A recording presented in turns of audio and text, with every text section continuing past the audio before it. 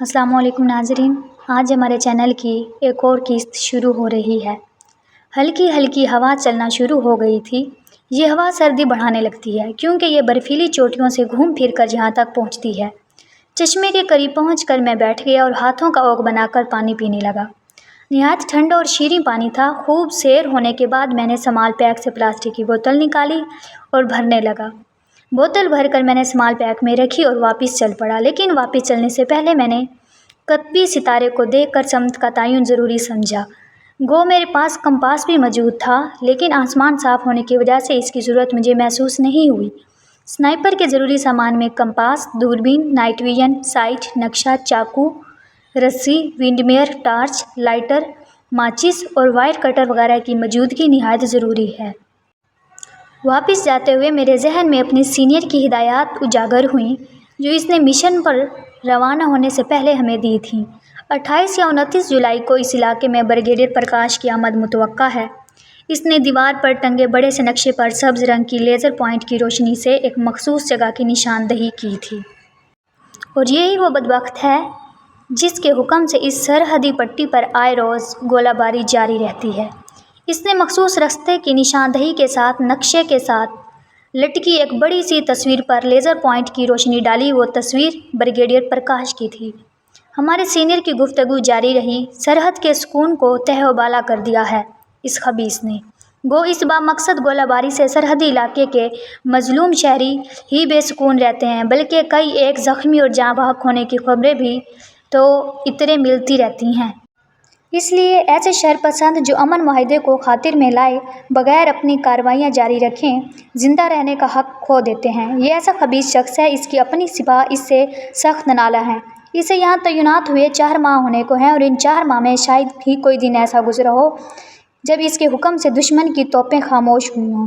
अब हमें बावसूख ज़राए से खबर मिली कि अगले मोर्चों के मायने के लिए इन 2 तारीखों में आने वाला है। यकीनन इस बदबख्त ने कोई नई शरारत सोचनी होगी। हम इसकी शरारतों से खौफज़दा नहीं थे, लेकिन शरारत करने वाला सद्देबाब अगर मुमकिन हो तो सुस्ती नहीं करनी चाहिए। और सादिक आप सीनियर हैं। इससे पहले भी कई बार सरहद पार जाकर कामयाबी से हम किनारा हो चुके हैं, जबकि ज़ीशान हैदर पहली मर्तबा किसी मिशन पर जा रहा है। इसे अच्छी तरह समझाना ताकि आइंदा ये कभी आपकी तरह एक अच्छे स्नाइपर के तौर पर सामने आ सके।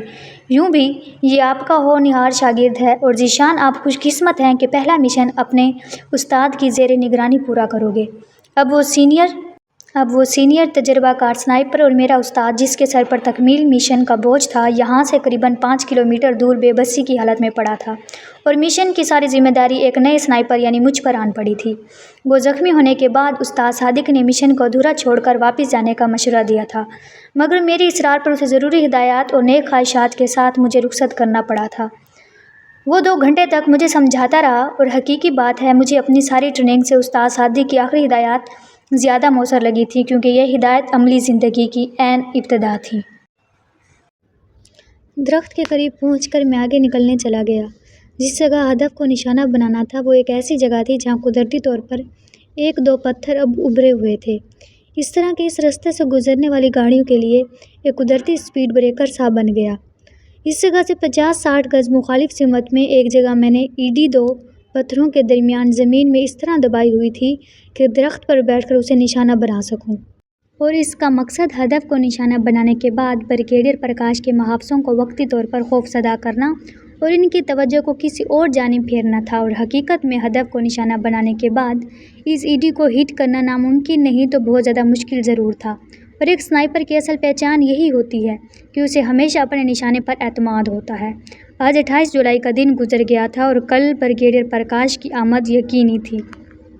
मैंने देखभाल और खूब सोच समझकर दुश्मन की आमद की सिमत से बाएं जानिब एक दरख्त पर आर्जी मचान बनाई थी।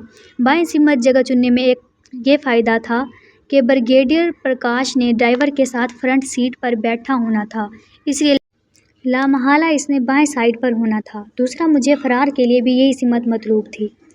इस जानिब दरख्त भी कुछ ज़्यादा थे। ईडी के ठीक लगा होने का इत्मीनान करके मैं वापस दरख्त के पास आया और मचान में लेट कर सो गया। खुद को रस्से से बांधना मुझे मन नहीं भूला था, वरना दूसरी सूरत में मैं नीचे गिरकर ज़ख्मी या बुलाक हो सकता था। सारे दिन की थकन और बेआरामी के बावजूद मैं रात को अच्छी तरह नहीं सो सका था। बार बार आँख खुल जाती ایک بار تو سیٹی کی آواز سن کر میں بے ساختہ چونک کر اٹھ بیٹھا اور دوبارہ سیٹی بجنے پر میرے ہونٹوں پر مسکراہٹ دوڑ گئی تھی، کیونکہ غنودگی بھاگتے ہی میں نے آواز کو پہچان لیا تھا۔ یہ اس علاقے میں موجود ایک بڑے سائز کے چوہے کی آواز تھی جو جسامت میں بلی سے بھی بڑا ہوتا ہے۔ اس کا مقامی نام ترشون ہے۔ اپنے بل کے دہانے پر کھڑا ہو کر جب یہ زوردار آواز نکالتا ہے تو بالکل یوں محسوس ہوتا ہے جیسے سیٹی بجائی جا رہی ہو۔ صبح تڑکے اٹھ کر میں ضروریات فطرت سے ہم کلام ہوا اور پھر درخت پر چڑھ کر اونگنے لگا۔ دشمن کی آمد بعد از دوپہر متوقع تھی، کیونکہ اس رینک کے آفیسر کا صبح تڑکے جاگنا ایک مذاق ہی معلوم ہوتا ہے۔ جاگنے کے بعد یہ ذریعہ ہیلی کاپٹر بریگیڈیئر ہیڈ کوارٹر میں پہنچنا اور پھر وہاں سے اگلے مورچوں کے لیے ماننے کے لیے بائی روڈ آنے میں اتنی دیر تو بہرحال ہو ہی جانی تھی، مگر اس کے باوجود بالکل ہی بے پرواہ ہو جانا مناسب نہیں تھا۔ دھوپ کے تیز ہوتے ہی میں سنبھل کر بیٹھ گیا۔ وقفے وقفے سے میں دوربین کے ذریعے ارد گرد کے علاقے کا بھی جائزہ لے رہا تھا۔ جو بھی سورج نے نصف سفر طے کیا، مطلوبہ سمت سے ایک جیپ نمودار ہوئی۔ میں نے دوربین آنکھوں سے لگا لی۔ جیپ کا نظارہ بالکل قریب ہو گیا تھا۔ فرنٹ سیٹ پر بیٹھے ہوئے دونوں جوانوں کی شکل بریگیڈیئر پرکاش سے بالکل میل نہیں کھاتی تھی۔ تھوڑا مزید نزدیک آنے پر ان کی رینک بھی نظر آنے لگے۔ ڈرائیور کے ساتھ درمیانی رینک کا ایک آدمی بیٹھا تھا، جبکہ عقبی جانب 3 آدمی کلاشنکوفوں سے لیس کھڑے ہوئے تھے۔ جیپ سست رفتاری سے چل رہی تھی۔ یقیناً یہ بریگیڈیئر پرکاش کے آنے سے پہلے راستے کی دیکھ بھال کر رہے تھے۔ میرے تنے ہوئے اعصاب ڈھیلے پڑ گئے تھے۔ وہ اسی سست رفتاری سے اس کچے راستے پر سے گزرتے چلے گئے۔ مجھے یقین تھا کہ انتظار کی گھڑیاں ختم ہونے کو ہیں۔ اپنے کیموفلاج کا بغور جائزہ لے کر میں بریگیڈیئر پرکاش کے استقبال کے لیے تیار ہو گیا۔ گھٹنوں پر رکھی رائفل میں نے ہاتھوں میں تھام لی۔ ٹیلیسکوپ سائٹ کے سامنے اور عقبی طرف کے گلاس کور کو اتار کر میں اس میں سے دشمن کے آنے والے راستے کو دیکھنے لگا۔